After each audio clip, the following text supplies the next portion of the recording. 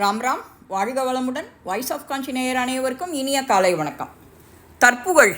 தற்புகழ்ச்சின்னா egotism. போதைகளில் மீளாகிற போதை எது தெரியுமோ? அது தற்புகழ்ச்சி தான். எவ்வளவு சிறந்த வாளையும் படுகுழியில் தள்ளி விடுற இந்த தற்புகழ்ச்சி கேட்பவர் மனசுக்குள்ளேயும் ஒரு அருவருப்பு வர மாதிரி ஒரு எண்ணம். அந்த உலகில் ஈடு இணையற்ற நூல்களான திருக்குறளை படைத்த திருவள்ளுவர் 330 குறட்பாக்களில் ஒரு இடத்துல கூட தன்னை பற்றி பெருமையாக சொல்லிட்டதில்லை. வள்ளுவர் மட்டும் அவர் சொன்னபடி வாழ்ந்தவர். அதை நாம் கவனிக்கணும், புரிஞ்சுக்கணும்.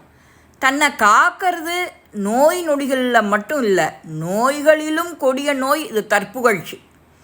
உங்களை பற்றி எப்போதுமே பிறர்கிட்ட பெருமையாக பேசுகிறத தவிர்த்துவிட்டாலே நான் தான் பெரியவன் அப்படின்னு எப்போதுமே நினைக்காம, எவ்வளவு அதிகாரம் இருந்தாலும் நான் உங்களை மாதிரி ஒரு ஊழியன் அப்படின்னு